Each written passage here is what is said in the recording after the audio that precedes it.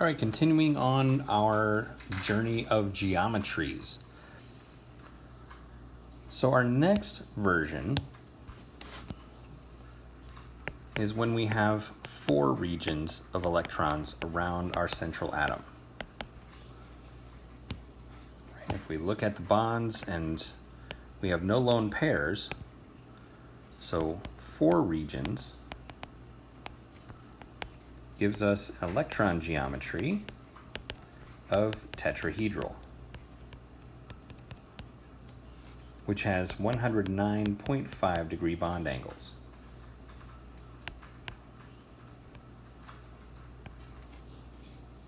Right, and if we have no lone pairs, our molecular geometry is the same.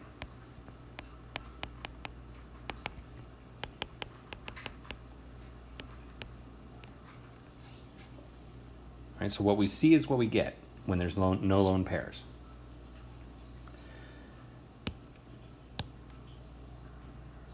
If we have a lone pair,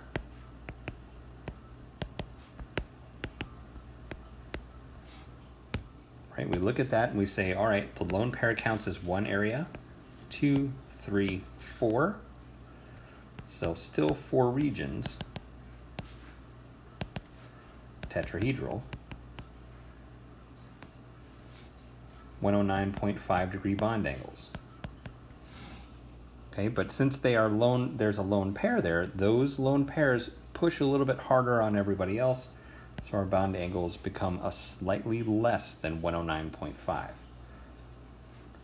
So one lone pair, if we imagine that we can't see that top part of the tetrahedral, what we get is a molecular geometry called trigonal pyramidal. Okay, it looks like a triangular pyramid.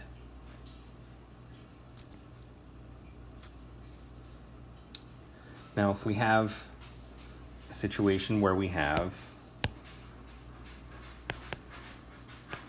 X, Y, Y with 2 lone pairs, we approach it the same way. We still have 1, 2, 3, 4 areas, 4 regions, tetrahedral. But because we have lone pairs here, we have slightly less than 109.5 degree bond angles. So 2 lone pairs, and what we're left with is a bent molecule. Right, so remember we had a bent molecule with the trigonal planar geometry, and that was bent 120. This result will be bent 109.5, slightly less.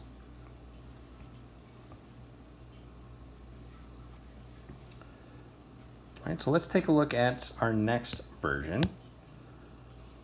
So I have X, Y, Y, Y, Y, Y. Right, so 5 regions. So 1, 2, 3, 4, 5.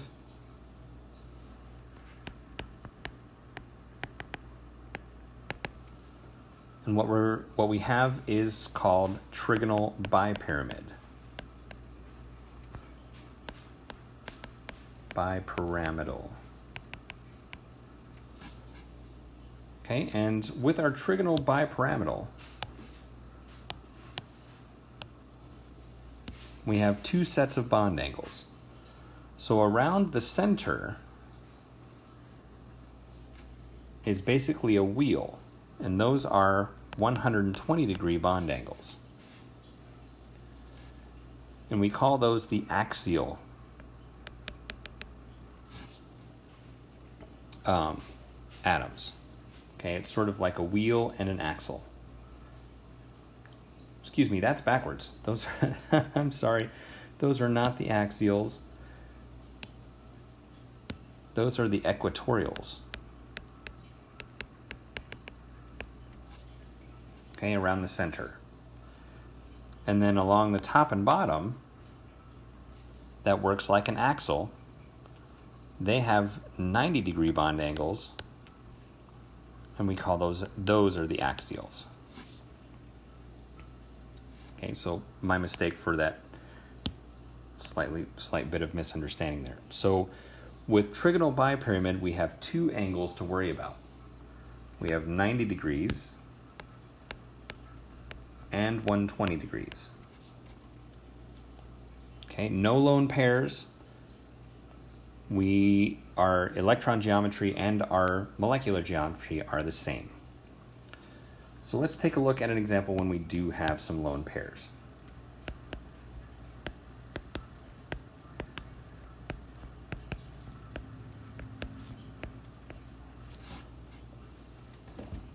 Right, so in this scenario, when we have lone pairs, we're going to put them on the equatorial.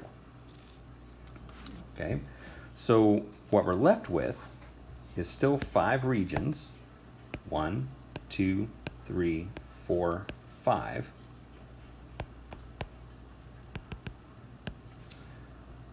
So our electron geometry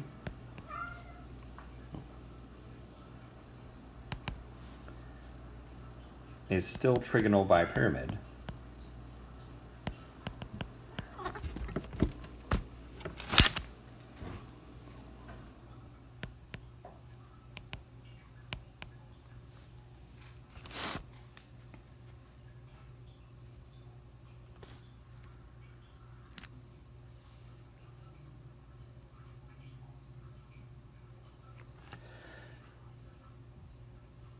So we have still 90 and 120, but our bond angles on the 120 are going to be slightly compressed and the 90 degrees are slightly compressed. So we'll have slightly less than 90 and slightly less than 120. Right, and what we're left with is a molecular geometry called seesaw. So if I were to turn that molecule on its side, it would basically look like a seesaw. It would teeter-totter back and forth.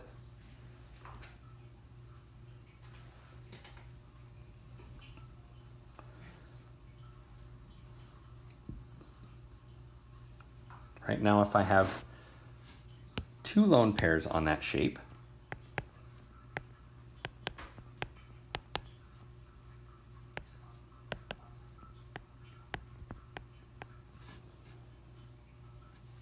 what I'm left with is a T shape.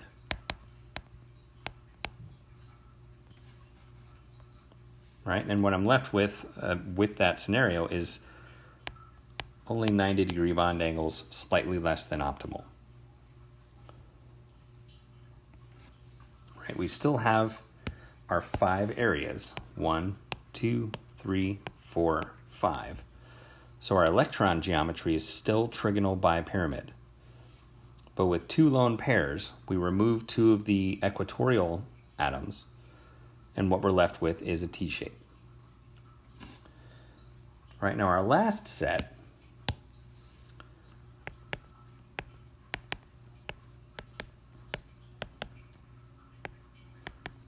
is when we have 6 areas of electrons around the central atom. Right, 1, 2, 3, 4, 5, 6.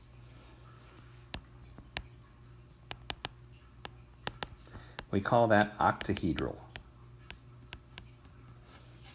Okay, and you may be wondering, 6 is not octa, but if you were to take a 3-dimensional rendering of this molecule and connect planes on all of those atoms, you would end up with an 8-sided geometrical figure. Our bond angles are all 90 degrees for octahedral.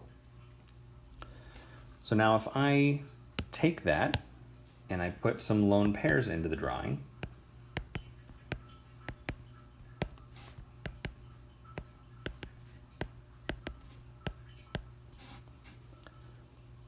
okay, basically what I'm left with, still 6 regions,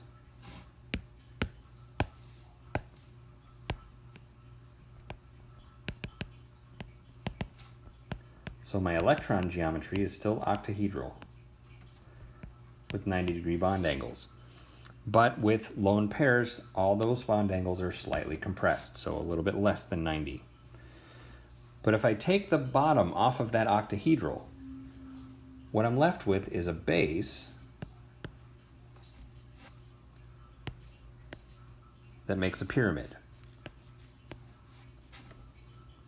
Okay, so the base is square, so our molecular geometry will be square pyramidal or pyramidal. Okay, I'll have a square base and it still makes a pyramid. Right now, if I have one more set of lone pairs,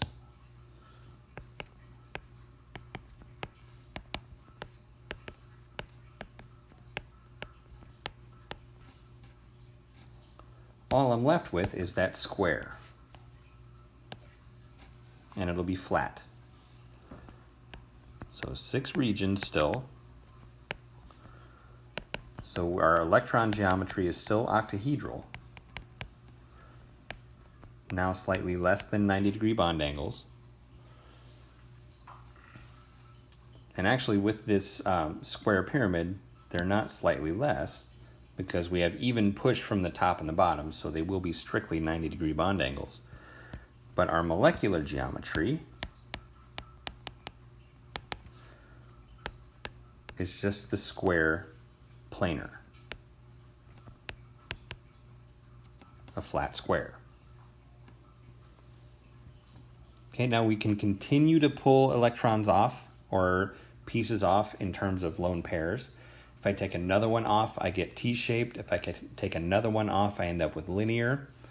So the point is that you count each electron area, and that gives you a base shape. And then you remove a piece for each one of the lone pairs. So if I keep pulling pieces off of that base shape, eventually I get down to simpler and simpler geometries. So we're going to go ahead and stop this video here, and we'll pick it up on our next video talking about polarity.